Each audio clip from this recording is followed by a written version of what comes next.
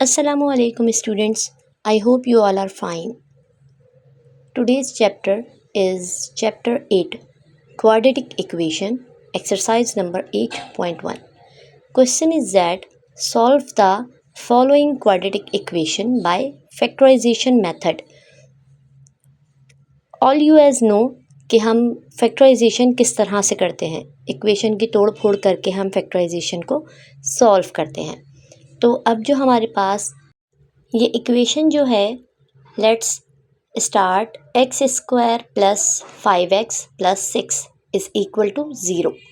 अगर यहाँ पे हमारे पास 0 नहीं होता तो हमारे पास ये जस्ट एन एक्सप्रेशन होती, लेकिन अब हमारे पास ये है क्वाड्रेटिक इक्वेशन। इसको हमें सॉल्व करना है फैक्टराइजेशन के मेथड से। चलिए आइए सीखते हैं कि हम ये क्वेश्चन कैसे सॉल्व करेंगे। ये याद रहे कि हम 8.1 का क्वेश्चन नंबर 1 सॉल्व करने जा रहे हैं, उसका भी पार्ट 1। चलिए स्टार्ट करते हैं। X square plus 5x plus 6 is equal to 0। It is an standard form equation. अच्छा, इसको सॉल्व करने के लिए पहले हम देखेंगे कि क्या इसमें हमें कोई स्क्वायर की वैल्यू नज़र आ रही है। 6 जो कि स्क्वायर नहीं है, 5 जो कि स्क्वायर नहीं है। अब हम क्या करेंगे कि 6 को मल्टीप्लाई करेंगे इस वेरिएबल के कांस्टेंट के साथ। कांस्टेंट हमारे पास यहाँ पर कुछ नहीं है, मतलब कि 1 सपोज करते हैं हम। तो 6 1 ज़ा 6। अब हम 6 का लेंगे एलसीएम।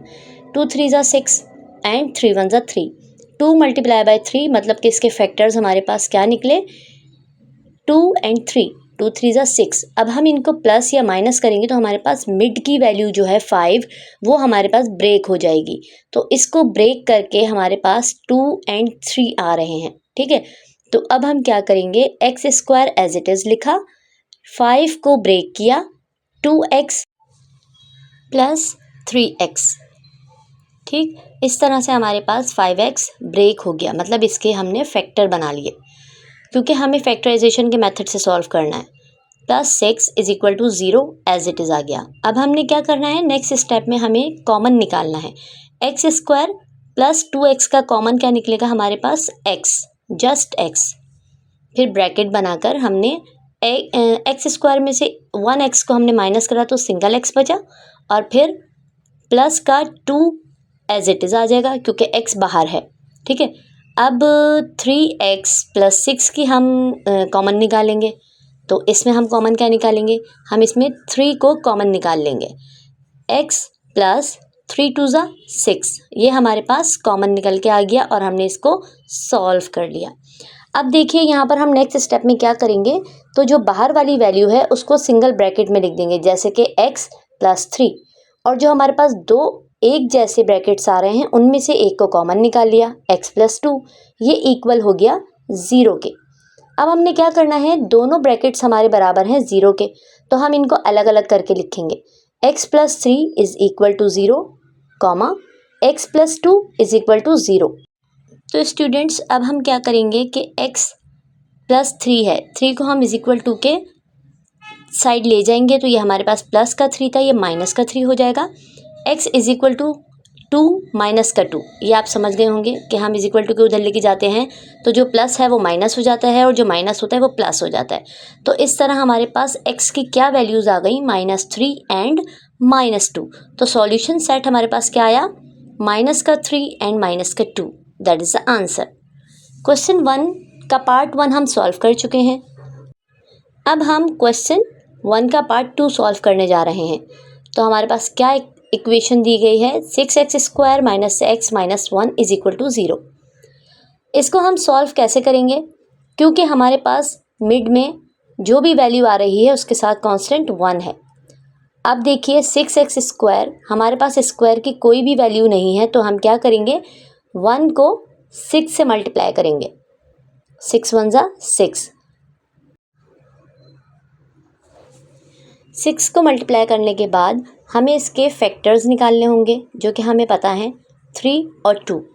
तो 3 और 2 फैक्टर्स निकालने के बाद हम यहाँ पर 2 को मल्टीप्लाई करेंगे 3 से तो 6 आएगा, लेकिन 3 में से 2 को माइनस करेंगे तो हमारे पास मिड वाली वैल्यू आराम से आ जाएगी, मतलब कि 1।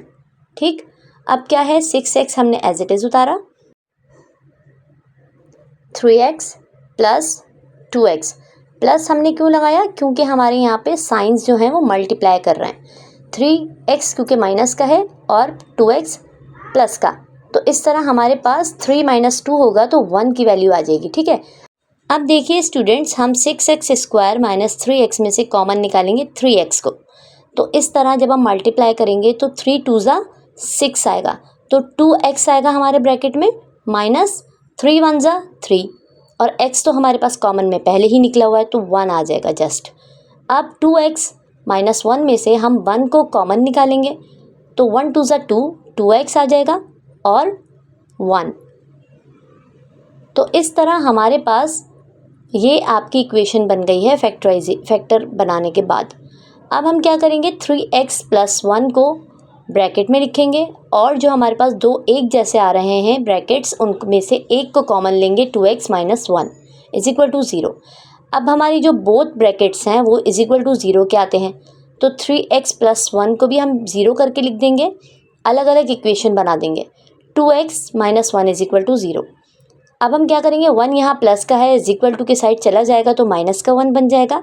इसी तरह 2x - 1 है तो वो वहाँ जाकर प्लस का 1 बन जाएगा।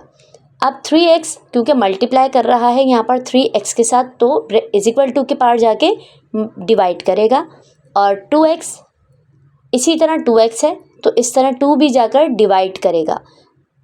तो इस तरह हमारे पास सॉल्यूशन सेट क्या निकल कर आता है, x = -1/3 एंड x = 1/2। ये हमारे पास हमारे सॉल्यूशन सेट हैं। सो क्वेश्चन 1 का पार्ट 2 भी हमारे पास कंप्लीट हो गया है। अब हम क्वेश्चन 1 का पार्ट 3 सॉल्व करने जा रहे हैं। आई होप आपको 2 पार्ट्स समझ आ चुके हैं। अब हम थर्ड पार्ट करेंगे। जैसा कि हर सवाल की तरह ये सवाल भी हमारे पास है। पहले हम क्वेश्चन को एज इट इज़ उतारेंगे और पहले वही हम स्टेप करेंगे कि 30 को मल्टीप्लाई करेंगे 1 से, तो 30 1 ज़ा 30। 30 के फैक्टर्स बनाएंगे अब हम यहाँ पर, तो 2 1 ज़ा 2, कैरी 1 गया, 2 5 ज़ा 10। इसी तरह 3 5 ज़ा 15 एंड 5 1 ज़ा 5। अच्छा, 2 × 3 हमारे पास होता है 2 3 ज़ा 6, 6 × 5 हमारे पास होता है 30 के इक्वल। अब हम 2 बनाएंगे इसके फैक्टर, 6 + 5 हमारे पास आता है 11 के बराबर, तो हमारी मिड वाली वैल्यू के फैक्टर्स क्या बन गए, 6 + 5। ठीक, तो हम नेक्स्ट स्टेप में x² 6x + 5x as it is उतार देंगे। ठीक है, अब हम 30 को कॉपी कर लेंगे = 0। अब हमारे पास 11 के फैक्टर क्या बने, 6x। कैसे हमने ब्रेक किया, 6x + 5x में। अच्छा जी, अब यहाँ हमारे साइन भी मल्टीप्लाई होंगे नेक्स्ट स्टेप में, क्योंकि हमने प्लस करना था लेकिन हमारा 6 की जो साइन थी वो थी माइनस, तो माइनस प्लस माइनस, इस तरह हमारे पास इक्वेशन बनी x² - 6x - 5x + 30 = 0। अब हम कॉमन निकालेंगे x को और इसी तरह फिर हमारे पास ब्रैकेट में क्या आएगा, x - 6, और सेकंड हम कॉमन निकाल लेंगे 5 को, तो इस तरह हमारे पास सेकंड ब्रैकेट आ गया x - 6। हमारे पास ये ब्रैकेट सेम आने चाहिए। अब नेक्स्ट स्टेप में क्या होगा कि हम x - 5 को एज इट इज़ लिख देंगे एंड x - 6 को भी एज इट इज़ लिख देंगे। अब हर सवाल की तरह x - 5 = 0 हो गया और x - 6 = 0 हो गया। अब हमारे पास x = 5 हो गया क्योंकि वो यहाँ माइनस का था, और x = 6 हो गया क्योंकि 6 भी माइनस का था। इस तरह सॉल्यूशन सेट हमारे पास क्या निकल के आया, 5 और 6।